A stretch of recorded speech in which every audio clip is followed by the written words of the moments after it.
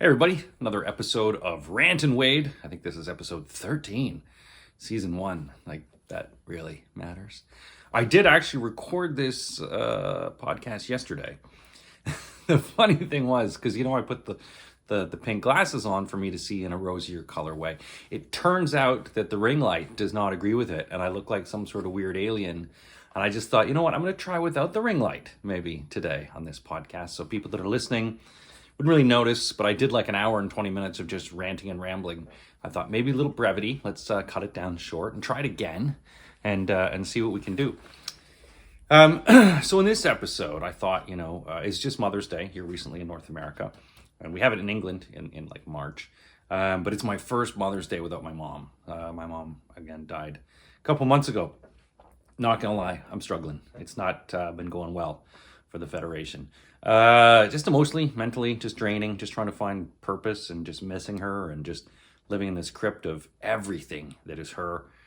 And it was, we had our own little routine for Mother's Day when I, lived in Canada, but even when I was in England, it was just, I would always keep in contact with her every day. She was like my best friend, so tough, not very good.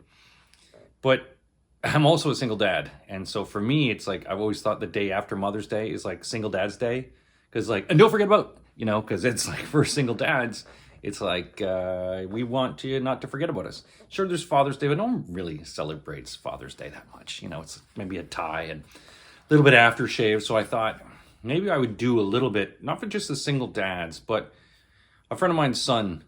She's a single mom, and she asked me to speak to her son because he's going through stuff. He doesn't have a male influence. His father passed away. And so I was like, okay. So I just started talking to him, and I realized there's a lot of young men out there who are getting not only bad information, just bad role models. Just lacking in dad advice. My dad was like the greatest hero to me, the greatest man ever. And so to not have that kind of influence, I think it'd be really troubling. So I thought, you know what, I should just do a podcast where it's some sort of dad advice to young men, because I've seen some of these influencers that are out there, these Andrew Tates and guys like that are just, spewing misogyny and a lot of really hateful, hurtful things, and particularly demeaning against women. And as a father of a daughter, I've always believed that, every man that she meets in her life is a reflection of our relationship. Now, granted, our relationship isn't great right now. She's 15. Maybe I'm not the best dad. I try, but she does live away. And I do tell her, every week, I love you, I'm proud of you, I miss you. And I know it might be a few more years before I see her. Or before she's willing to, collect with me. Not really the good starting point for fatherly advice, really. But I guess what I thought is there's just so many sort of things that I would like to impart on young men because I've got a young daughter. She's turning 16. Hi, Violet. I know you don't watch this. I'm very excited about her 16th. I'm trying to find out what she wants, but she won't tell me. So I just thought I would do some things for young men out there, even if they're not even listening. Just for me, just some little sound bites, some little things, just because, as I said, I had a great dad, a father who just led by such a perfect example, a charming man, an outgoing, gregarious, and loving man, who was both strong and showed humility and intelligence and everything that you really want in a dad. So I guess what I thought is in this podcast, I would just talk about those things. I also promised everyone last time the glasses. Remember these glasses that I got the points for that were like, so you had to spend like $160 on groceries to get these glasses. And then they're regularly $40 for 2 glasses, but you got them for 10, so $30 off. This is the glass indeed. Is it worth $20 each? No, it is not. It is not. Back in my parents' day, and I kept the sticker on it because I'm one of those guys. Back in my parents' day, these would be considered family heirlooms if you spent that amount of money. It's like the Beatrix Potter little dishes that we used to collect or something like that. Some families in the 80s would have had those, but if you spend this amount of money on glasses, I have not smashed it yet for a perfunctory reason, just to show that I could. I am going to savor these glasses, and maybe the Spielgelau people, or Loblaws Rogers, or not Loblaws Rogers, wow, the oligopoly really rolled off the tongue there. The Loblaws people would like, hey, we'll give you far more free glasses for all the trouble. I don't know if they will, but some iced coffee to start the day. Iced coffee, nice going down, messy going out. So let's start with some of the ones. Now, I guess sort of my first piece of advice, or advice for anyone, young men, young women. I said in a previous podcast the idea about your 3 words, the 3-word defined, the three words that define you. There's an app out there called My 3 Words. I think it's a geolocation app that allows you to find anywhere and that would be found anywhere in the world, or identify where you are in the world in a 1 meter by 1 meter location. And I thought, this is a really good actually thing to sort of look at the 3 words that you are, to really define who you are and maybe where you want to go. And I use this analogy of what your 3 words are. For example, my 3 words are Canadian, comedian, quizmaster. Canadian, born in Canada. I lived here for a while, moved to Britain, but I still identify obviously as Canadian. The second one is comedian. I did stand-up comedy for 20 odd years. I've won a few international awards. I've played all over the world. I still entertain, but sort of bigger venues. And the last one is quizmaster, because I have been involved in trivia. I was a geek growing up, and Reach for the Top was a salvation. But I've also worked on a lot of trivia shows, big television trivia shows like Who Wants to Be a Millionaire as a writer, produced a lot of trivia shows, and I've also been instrumental in building trivia shows. I actually created the first ever live multi-platform quiz show in the world called Triviala Live back in 2010. I hosted, wrote, produced it, live streamed it. So quizmaster would be my third. And I guess what I'm saying to people out there is try to find what your 3 words are. What are your 3 words?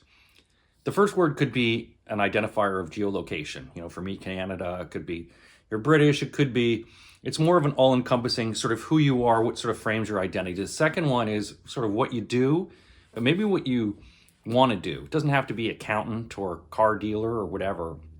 And I think the third one's more aspirational or more unique. Almost like your side hustle, almost like that part of your personality that is interesting. And I think when you start looking at those, if you can identify what your 3 words are, how they define you as a person, it enables you to become a little bit more focused, knowing that these are the 3 things, because these 3 things and these 3 words make you unique. It makes you totally unique on the planet. It makes you more unique than anyone. And so really, I think it's really good for people to define who their uniqueness is, what it is that defines them, and what it is that drives them to go forward. So I'm suggesting to you, try to find what your 3 words are, little ladies and gentlemen, or anyone in the world, because that will help you when you want to ground yourself and go, okay, here's my 3 words, here's where I'm going to go, here's how I find myself on the planet, and here's how I want to move forward. I would also say to people out there that time passes quickly. A lot of times people say when they get older that time moves a lot faster when you get older. When you're 20s, it seems to go on for days, time and hangovers last forever. But when you get older, you start to really appreciate just how quickly time moves. And so I just want to say to a lot of younger people out there, appreciate the time that you have. I would say in a lot of cases too, your 20s are about exploration. Your 30s are about your mastery of what you do, and your 40s are about legacy. I've also said your 50s a new 20, because that's for a lot of people I know that have reached a level in their life and they're like, I just feel like I'm still young at heart, but I haven't done all the stuff I wanted to do. And to me, in my 50s, it's something where you're just like, yeah, let's kick ass again. Let's feel it. So know that in your 20s, you're going to screw around and have some fun and fall in love. Your 30s, you're going to really hone something. I'm never one to sort of submit to the 9 to 5. I've never been good at that, but maybe that's something for you. 30s for a lot of people about making money, making a legacy though. What is it that who you are and what you want to be? And your mastery of all those skills. And 40s a bit more legacy of who am I and what do I want to be? Where am I going? My 40s were a shit show, but I was going through separation. There was a lot of stuff with my daughter, and I was felt like I was in a tumble dryer. Is that my legacy? I don't know. But what I would say is just try to recognize that time is going to move quickly. Children are great. In some cases, I wish I would have had kids earlier. That's up to you, though. I do love that I've got, my daughter now who's going to be 16. But I am a bit envious of people that had children younger in their 20s, because now that they hit their late 40s, their kids are out of the house and they're like, yeah, let's screw in their room now. And you just have a bit more fun. A lot of people are always going to say, I want to travel. I want to travel. And some people just don't put it off till too late in life. If you decide that you're going to start traveling in your late 60s or 70s, I got a word of caution for you that it's not a good idea. Your knees aren't good. Your back isn't good. You just are not going to be able to enjoy traveling as much as you do sometimes when you're younger, because there's a spontaneity, and sometimes you get hobbled down by your own inadequacies of physicality, mentality, being too tired. Don't be afraid to travel. Traveling is amazing and enriches your soul. And make sure you do travel. Don't just travel to like all-inclusive resorts or just the same old tropes and paths that people trod. Find your own path. Find a new way to travel, a new place to travel. Make sure you travel. Make sure you see the world. Make sure you appreciate other cultures. Don't impart your culture on them. Travel, enjoy it all, soak it all in. I would also say to a younger person, move with intention. Don't wander throughout life. There's so many times that we can be lazy and we push things off, and there's this ability to go, oh, I'll do it tomorrow. Move with purpose. Move, even if it's like a chess where you're moving slow and your movements are anticipated. Move with that you have an end goal and an end game in life. There's nothing worse than just sort of plodding around stoned, and I've been this way, just sort of like, I don't know what I'm going to do. It's nice, for me now, as I say, I'm 9 to 5er. I go to bed at 9, actually sort of 8ish now, but I'm up by 5. And it allows me to get so much done before noon that I can spend my early afternoons going, you know what? I'm just going to enjoy this. I'm going to learn something new. I would also say to that, you want to build your purpose. You want to build the purpose that you want. Don't just try to find it. You want to make sure that whatever the purpose is, whatever that you want to do, you have that as sort of your intention and goal, not just sort of flaking around life, hoping that things are going to come your way, because they won't. Some things will come your way, but you need a bit of intention to go with that. You need a bit of direction to go, this is where I'm going to go. I'm going to enjoy the path the way there. But at the same time, I do have a plan of what I want. For myself, when I sort of dropped out of a path of law to become a comedian, I was driven by that I was going to work just as hard as I did in uni to work at comedy, to write, to push myself, to find new venues to go, and to make sure that although it was a fun career that's, not filled with economic riches, the riches that it gave me were to work with some amazingly talented people, to discover things about myself, to learn how to write, to learn how to be creative, to learn how to laugh, and laughter. Learn how to laugh. If you can't laugh at yourself. Be the first person who's able to skewer yourself and roast yourself, and then take it in with generosity when somebody gives you and lovingly ribs you. There's some great cultures around the world. The Scottish and Irish are good at this, but being able to have the piss taken out of you and enjoy it and not take it defensively, where it's just like in a personal ego attack. Learn how to enjoy and roll with life in those kind of punches. I'm going to keep sipping away here. I did the podcast yesterday. I don't know if I just crammed too much into it. I'm trying to be a bit more pithy today to try to get across everything. Now, I guess when it comes to manhood, it's tough. I had a really good male figure, my father, as I said. But manhood, it's earned daily. No one's going to give it to you. You have to be a man every day. You have to learn to make tough sacrifices. As I said, having a daughter really changed my impetus of manhood, because when you have a kid, you recognize, I don't matter anymore. This kid matters. It's a really life-changing thing. And when you look into your child's eyes the first time and go, yeah, that's fine. Yeah, I'm good. I'm good being number 2 in this. And in terms of doing the things and providing, they really change your perspective in terms of what you need to do. And as a man, you've got to be tough. You've got to learn how to work hard. You've got to learn how to provide. And it sounds anachronistic to be able to say like, oh, this is a man's role, but you still have to have those manly skills. Be a solid man. Learn to work with your hands. Learn to work with your brain. We're men, traditionally, we're problem solvers. That's what we do. It's why it's sometimes frustrating for women, because instead of listening, sometimes we just try to solve the problem and get to the solution as early as possible so that we can, oh, there you go, I've provided solution. No, jackass, they just wanted you to listen. I'll get into women in terms of that, but I would say that you've got to learn every day. Every day, just take what I learn and what do I want to learn. Push yourself to learn new things every day. Curiosity. Oh, it's such a rich thing to have, and it's such a great currency. Curiosity is one of the best currencies out there, because the more that you accumulate of your curious mind, the more it's going to satiate your brain, make you feel better, make you just feel enriched by having learned something. I would also say to young men out there, muscles are great. I love going to the gym, although I've sort of injured myself going to the gym because I would push myself as I got older to keep doing the same workout I did in my 20s, which is not good on the old bod. I love going to the gym, pushing weights and just feeling the raw strength and the vigor that you get from it.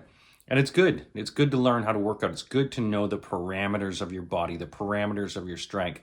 And when you do work out, you don't need to build your chest. Leg days are good too. Leg days are good.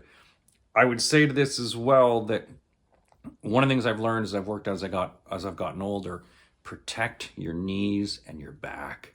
Your knees and your back are so important. I've got an ACL that's sort of like this on one leg, and shoulder problems.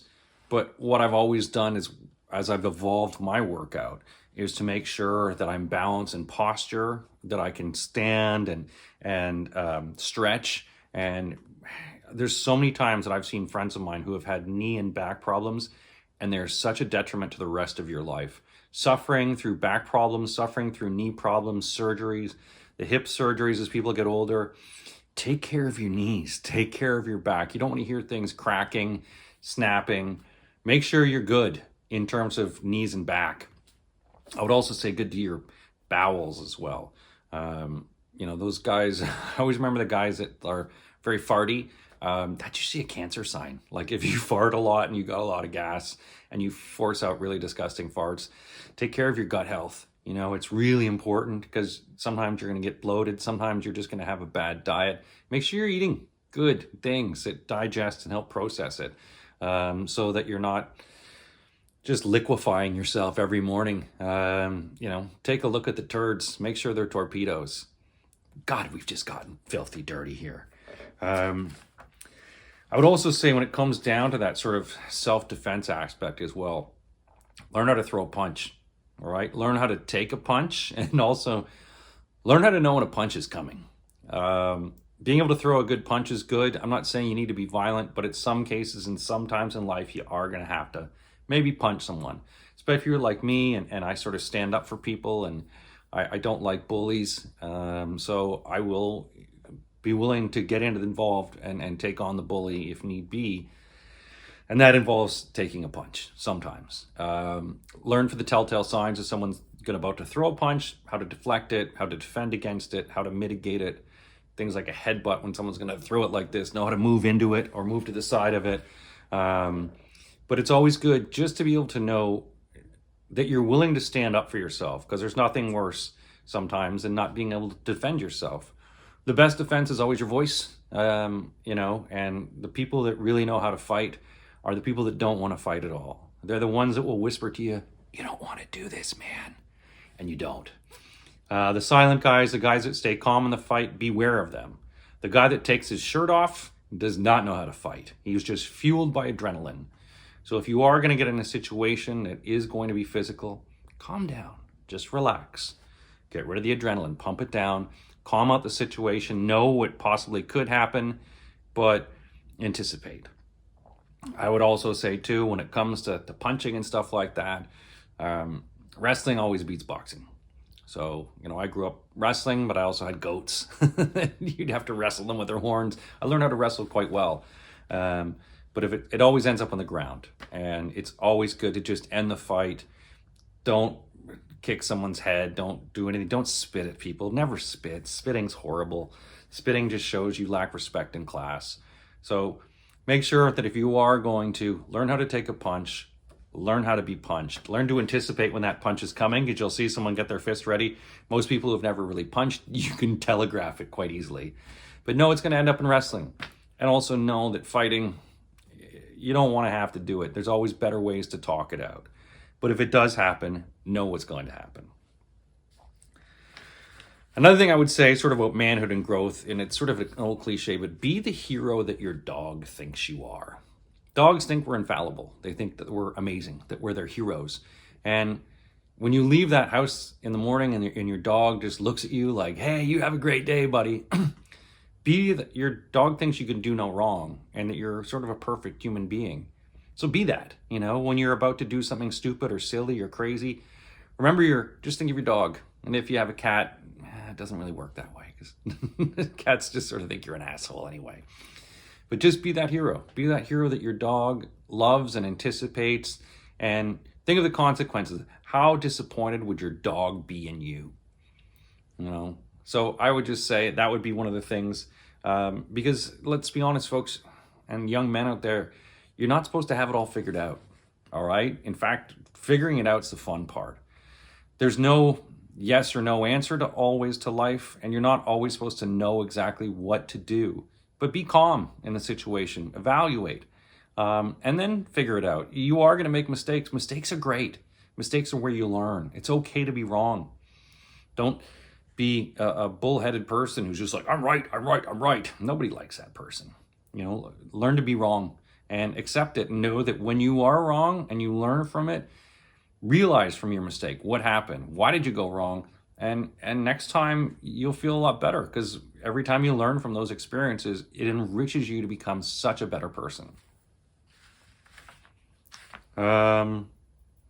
Just going through my list of all the things to tell everyone.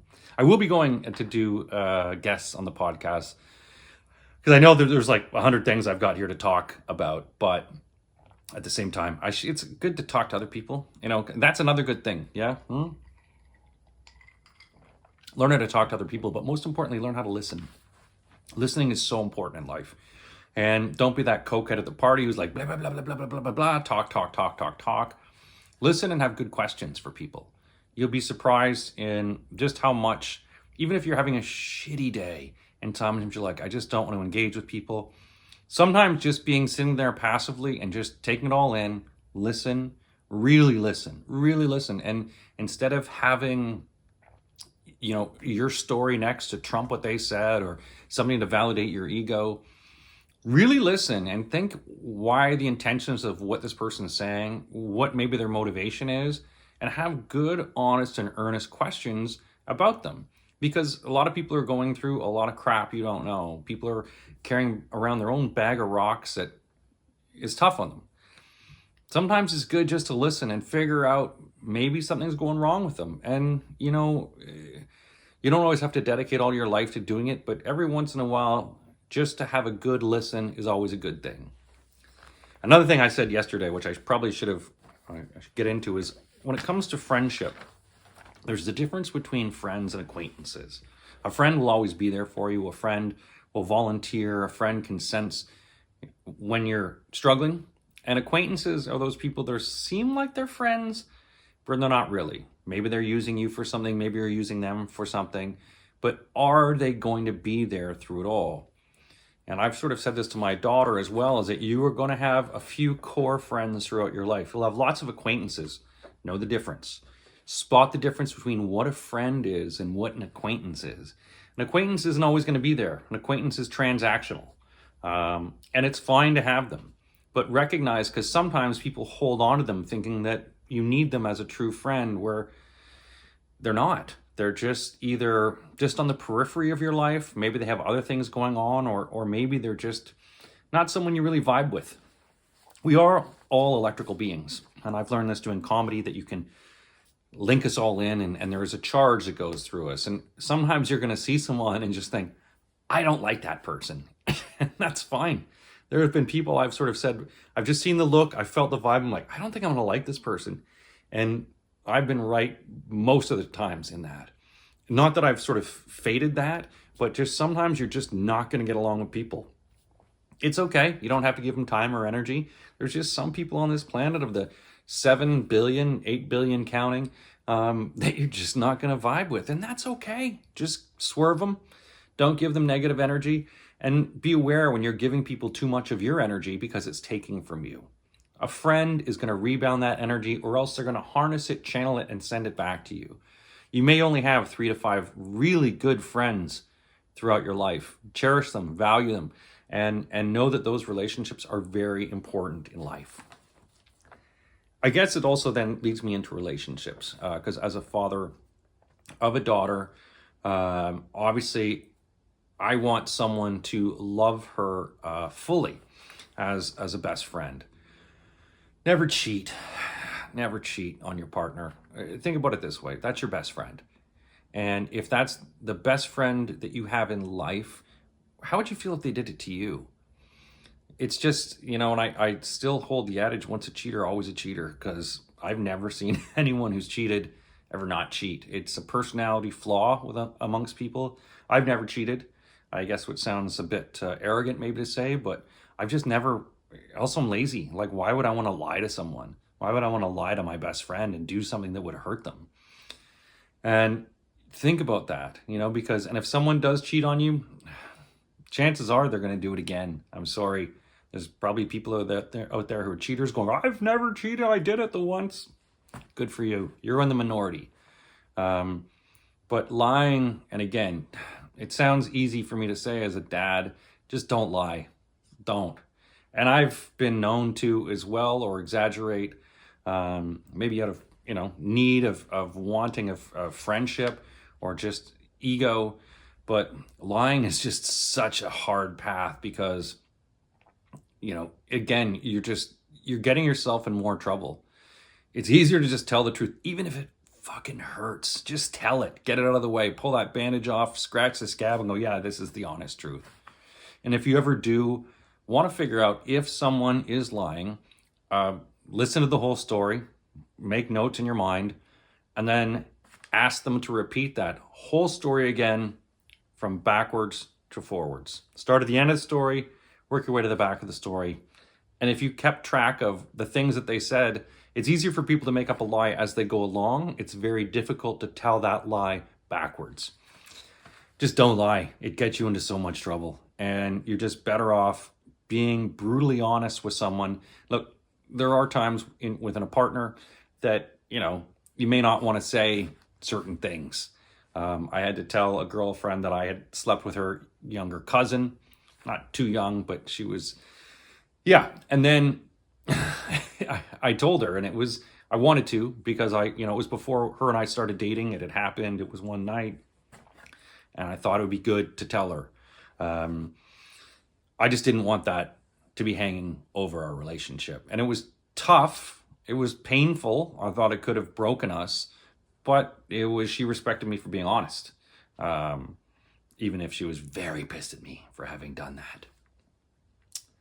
I think leading into that is, for a lot of young men out there, and particularly for a lot of the influencers I've seen, there's a lot of misogyny. There's a lot of men looking at porn and just having unrealistic expectations of women. Be respectful to women. There's someone's daughter, there's someone's mother, there's someone's sister. Instead of seeing them as a conquest or an object, see them as someone who could be your potential best friend. See them as someone that is not transactional. See them as an actual human being. I'm sorry, men out there, but you have to, because pornography would make you think that they're not. And pornography is wrong. It's wrong. And if you watch too much of it, it's going to give you a skewed sense of intimacy and the reality of how sex is. Sex is not rough, it's not spitting, it's not slapping. Unless you're into that, then of course it is. But mostly it's not. It's intimacy. It's, a really good sexual relationship is, say you go to a party and you see your partner across the room and you can just make eye contact and have a conversation without saying anything. It's like, let's get out of here. I hate this place. These people suck. And you can have such a conversation that the intimacy and the trust within someone you love is just there, and you can eye fuck the shit out of somebody just because you love them so much. And it's good to have that. Pornography is not real. Sex can be easy. Intimacy is a lot more rare than that. And to be intimate with someone is to be truly honest with them. But again, don't be too honest all the time. Sometimes you got to keep something, you know, some things to yourself. Um, I would also say to a lot of men out there, from what I've also seen and what I've experienced, about jealousy. Jealousy is not cool. It just reflects the insecurities you have in yourself. So, you know, the guys that are always like, where were you? What were you doing? Dude, chill the F out. All right. There's probably something going on in your head. There's an insecurity in you. If you're in a trusted, valued relationship, you will not treat your partner that way. And people that are jealous and or physical to someone who they think has, you know, absconded with their heart, you're a dick. So, you know, you have to learn that that jealousy you feel is just your insecurities and inadequacies coming up. You know, I had a girlfriend when I was on the road, and there was a lot of people, you know, girls coming up to me after shows. I would always be nice and talk with the girls and everything, but I had a girlfriend. Like, there was never ever going to change that. And so we never worried about each other cheating on each other or anything like that, because we trusted each other implicitly. And why would you? Why would I cheat on her? I got a great girlfriend. And so girls are like, can I get your number? It's like, no, I don't know why. Like, why would you want that? I'm going back to smoke a joint and go to bed. Which I'll get into the weed. But when it comes down to the insecurity, fix yourself. Fix yourself first, not your partner. Oh, more of the coffee. This iced coffee brought to you by Spiegelau. Spiegelau. These glasses are $20 each, but you can get them with spending $160 on groceries. Yeah. Careful what you drink, too. I mean, I've talked about this, about isolating your vices. Know your weaknesses. Know what sets you off. Know what you can drink and what you can't. You know, when I was younger, I used to drink like rye whiskey, and I would black out. Wake up with like chipped teeth and busted knuckles, and you're like, wow, that was not good. Blacking out isn't cool. It's not cool, because you're not yourself. You don't remember things. It feels bad, and you can just do some asshole things when you black out. There are times, you know, for me drinking now, I've isolated my vice. I just drink beer. I used to really love red wine, but I can drink lots of red wine. And next thing you know, the bottle's gone, and you're like, wow, I can't wait to shit black tomorrow. And I just got put on a lot of weight. It affects your face. So just find those kind of vices. You know, if you don't drink too much, great. It's okay to drink, but just try to drink in moderation. If you're drinking too heavily, you either have a problem, or emotionally, you got some issues. I would also say to also look out for things for HALT. Sometimes when you're just feeling off, you're feeling askew. HALT is the acronym for hungry, agitated, lonely, or tired. Are you one of those things? Are you being a big dickus? Because you're either hungry or hangry sometimes, because we don't act like ourselves when we're hungry, and we can be volatile, we can be irksome, we can, you know, be reactive. So are you hungry? Are you agitated? Is something pissing you off? Is there something that's been bothering you? Is there something that's been, you know, burrowing under your skin that's sort of made you to be a piss ant? Loneliness can also be a trigger for a lot of people. Just being sad, lonely, not having friends, not having a partner, not having a girlfriend, that can set you off on things. And tired, fatigue. Get your 8 hours. You know, sleep is a luxury. It is possibly the best currency you can have. When you are rich with sleep, you are richer than everyone else. That feeling of just getting out of your bed or looking at your bed and going, I'm going to cuddle you, and know that you are going to fuck the shit out of that bed with sleep. And that sounds crazy to go into the bed, but I'm going to fuck you up tonight. And it's great. As I say, when I go to bed, and I go to bed at like 7:30 now, 8 o'clock at night, because I'm old, and I wake up at 5, I feel recharged.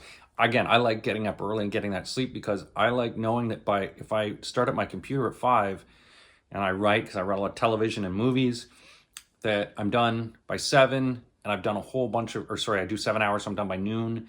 I can go, and I would like to, you know, in England, I would just go and walk to the pub, have a pint, bring my dogs, listen to stories, meet interesting people. So for me, that was a good thing. I would also say to a lot of younger men out there, find your mentors. A mentor is someone who you respect, someone you idolize, someone who you maybe in the field that you are, maybe it's just an older person. Older people have a lot, they're rich with knowledge.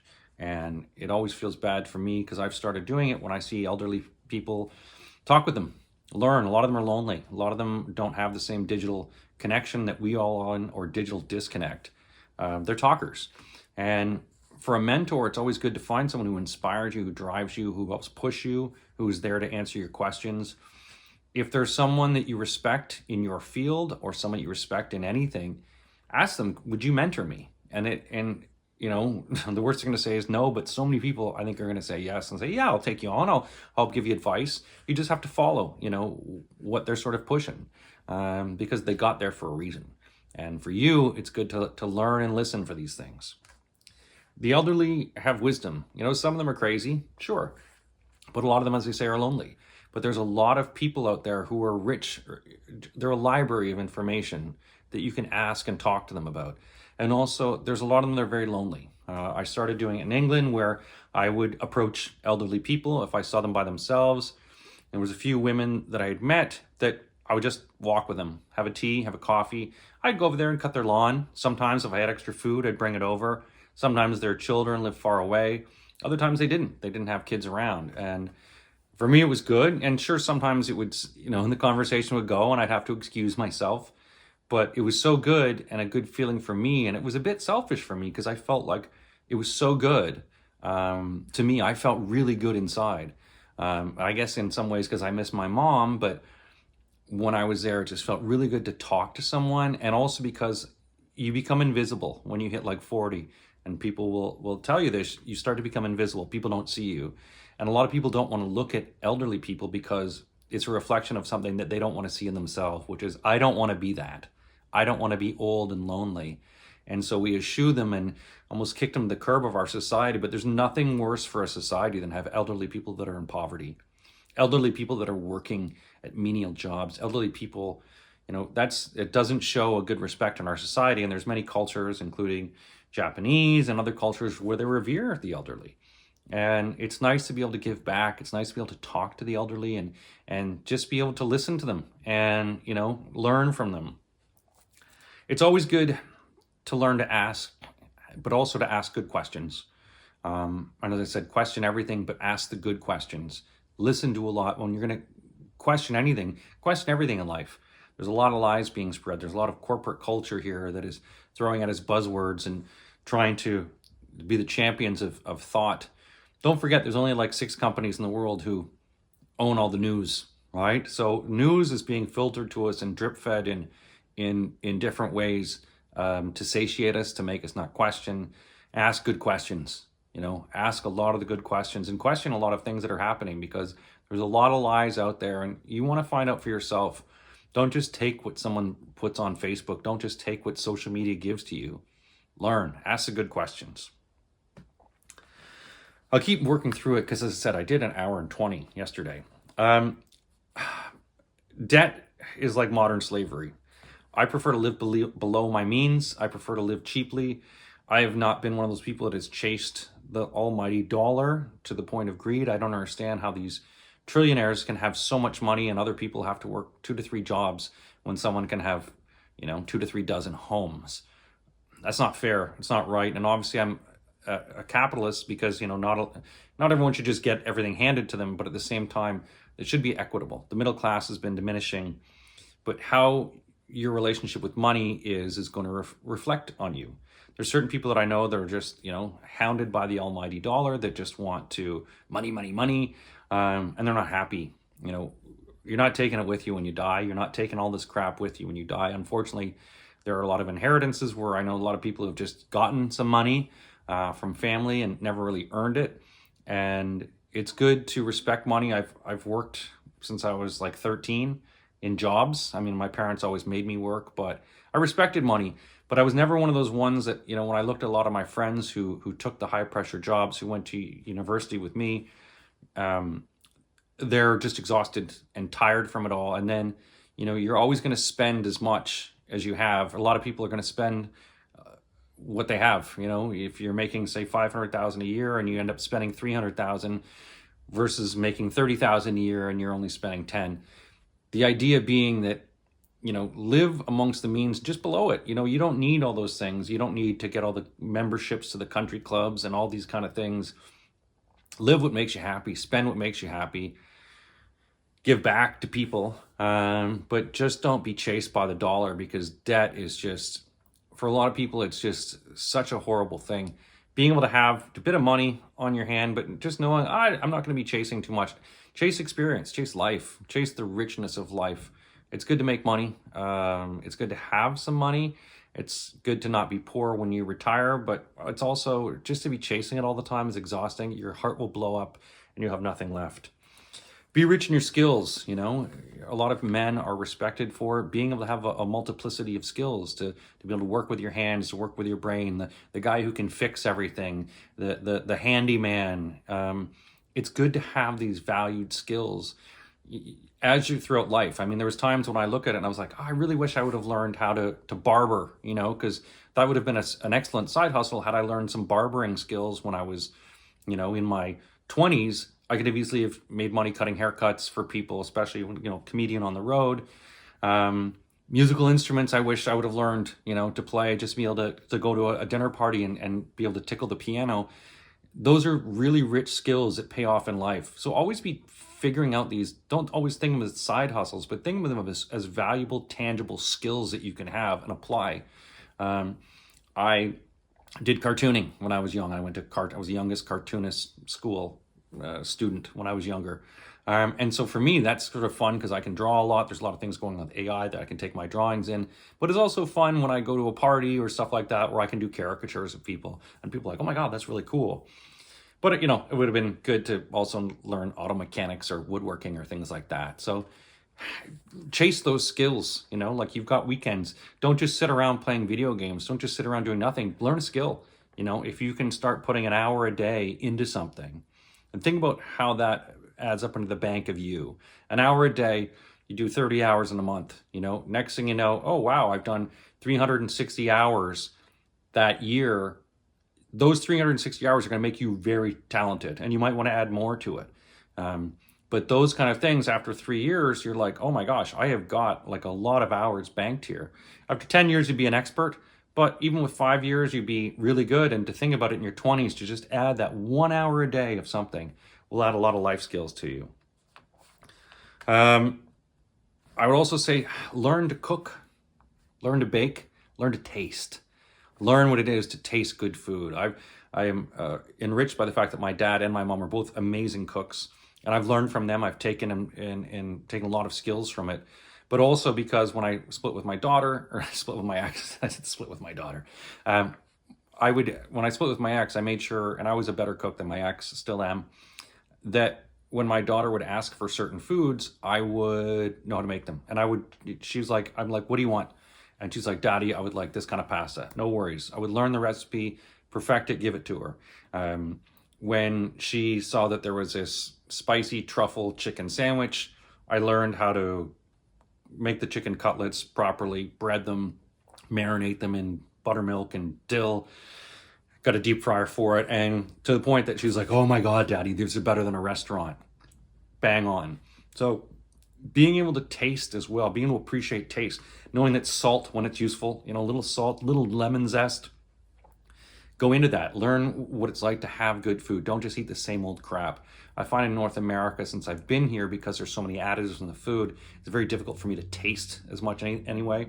Also, 2 COVIDs really knocked out the sense of smell. So it's very difficult sometimes, but taste, learn how to appreciate the pairings of taste, and learn how to expand on your palate. Certain things that I can't have, like hot sauce, because of a travel show I did where this Mayan priest gave me this hottest pepper in the world and it took my sense of smell and taste away. That sucked. So, but I still appreciate the taste of everything. I'm going to do shorter than I did last time. So I'm going to hit some highlights here as I sip on the iced coffee, brought to you by Spiegelau glasses. Spiegelau glasses. They were $40 each. Now they're only $5. If you buy 10, 2 for 10, and you save all those stickers. I didn't really do a good salesmanship job there. As you might tell, I do a lot of voiceovers. Coming up next on Discovery Network. That one. Or I'm in video games too. So you might hear Crisis 1, 2, Star Wars Battlefront. Yeah. I was going to say, because I said last time about my socials, because I do have socials. I'm like this got ADHD of the socials. I'm just, again, jumping around. Check out my Spotify playlist. It's DJ Wade, all capitals. And I'm not doing it just because I want followers or anything like that. I used to be a DJ, a paid DJ. I DJed through university. I've DJed around the world.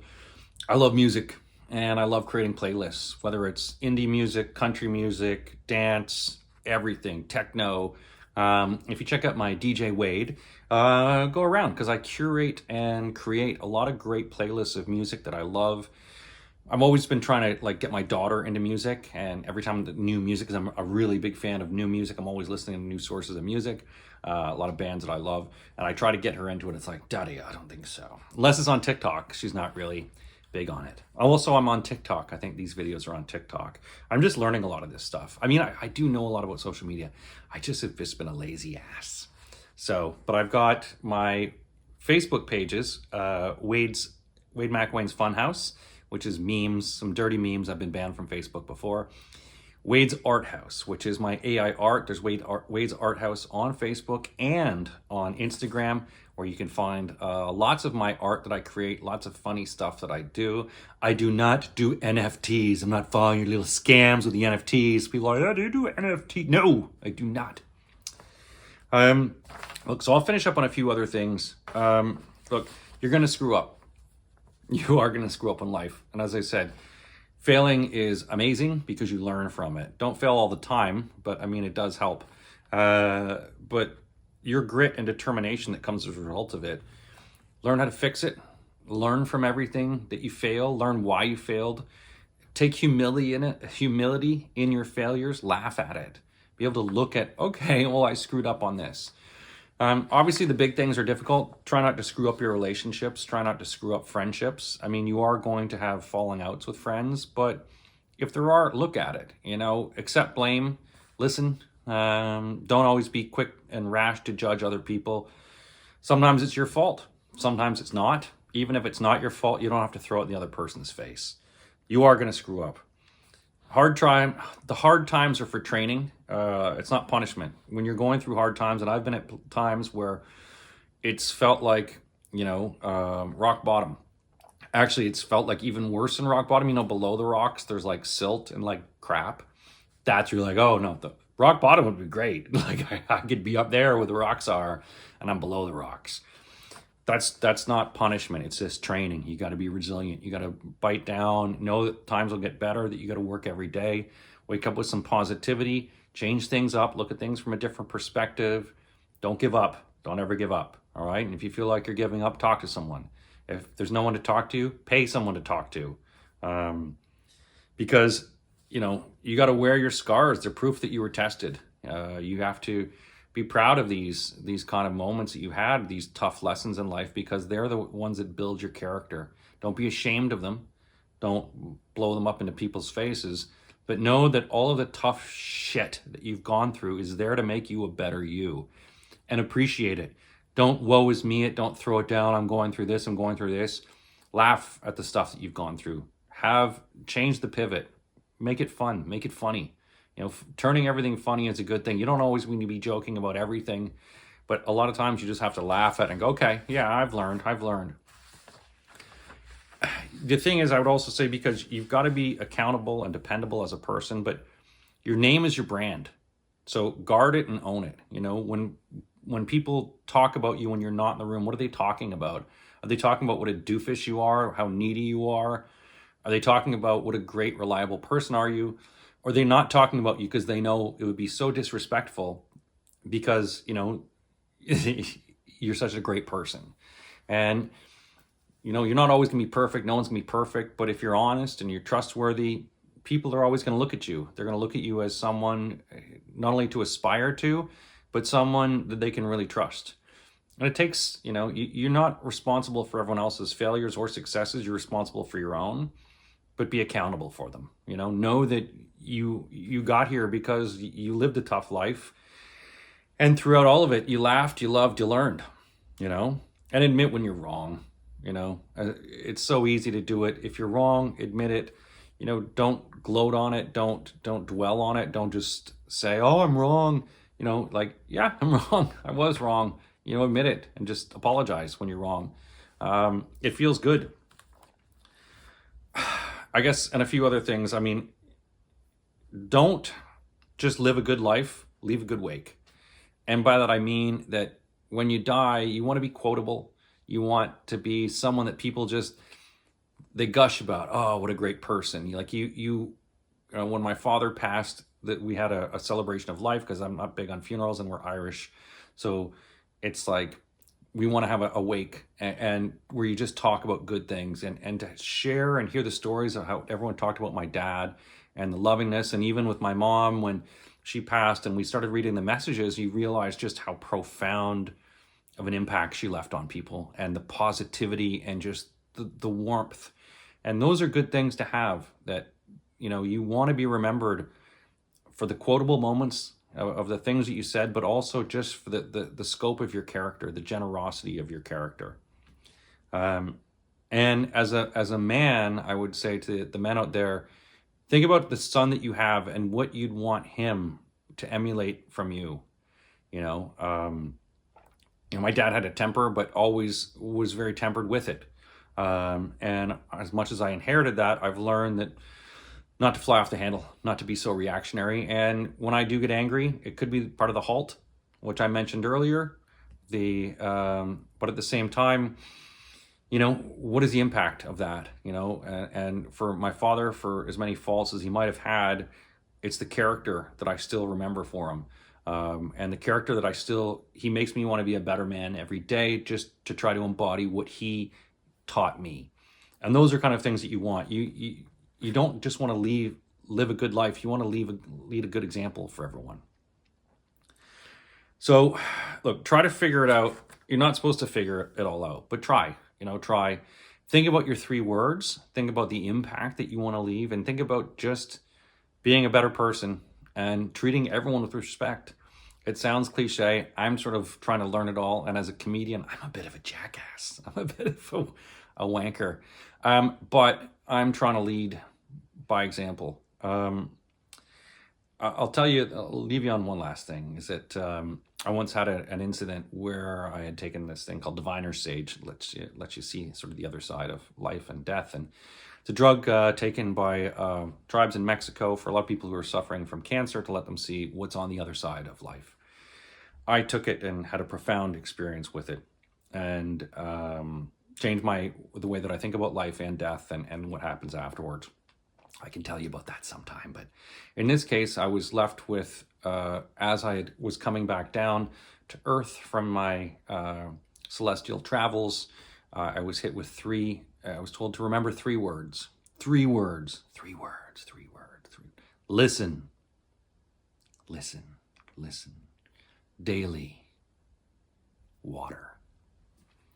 It sounds simple, but it is something that's helped guide me, that to listen more, to listen to everything, to listen not to other people, listen to myself, listen to the universe.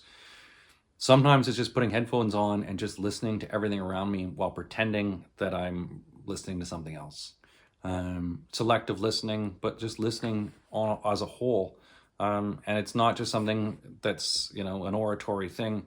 It's something that you listen to the universe, the undercurrents. Daily, look, we've all got to spin around the earth. We go to bed at night. There's something to be said in the light energy that transforms us. But what are you doing every day? And, have a day where you get your stuff done. Maybe you've got a list. I like to make a list of stuff I like to do every day, and then go above and beyond that list to enhance my daily. And of course, water, the last one, like water. Get some good water in you, take care of your skin, take care of your body. Don't put a lot of sugary pops in there. Balance yourself, and some good water and good clean water. Listen, daily, water. Those are the 3 words that help this Canadian comedian quizmaster. So thanks a lot for listening, everyone. As I said, I'll be back with more. I didn't go through all of the stuff that I was going to do, but I'm hoping that some of this hits home with you. And if you have any questions, reach out to me on the social media, although I don't I very rarely read comments. Very difficult. Also, don't read the comments, because sometimes people are just douche flutes, and screw them. Other times that people do, that's good. Maybe I will read some of the comments. I'll skim the comments and see if there's anyone who needs help. But the douche flutes, play your own tune.